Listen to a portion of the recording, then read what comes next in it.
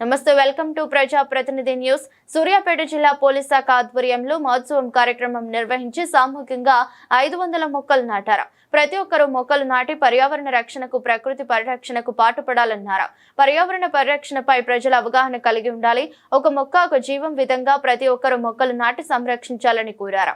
ఈ వన మహోత్సవం ద్వారా పర్యావరణ పరిరక్షణ కార్యక్రమంలో పోలీస్ భాగస్వామ్యమైన మొక్కలు నాటడం ద్వారా భవిష్యత్ తరాలకు ఆరోగ్యకరమైన వాతావరణాన్ని అందించాలని అన్నారు. చేయి చేయి కలుపుదాం, చెట్లు నాటగదులుదాం. పర్యావరణ పరిరక్షణ ప్రతి ఒక్కరి బాధ్యత, మొక్కలను నాటుదాం. చేయి చేయి కలుపుదాం, చెట్లు నాటగదులుదాం. పర్యావరణ పరిరక్షణ ప్రతి ఒక్కరి బాధ్యత, మొక్కలను నాటుదాం. అడవులను పెంచాలే, కాలుష్యాన్ని ధర్మాలే. అడవులను పెంచాలే, కాలుష్యాన్ని తరవాలే. వానలను రప్పించి చెరువులను నింపాలే.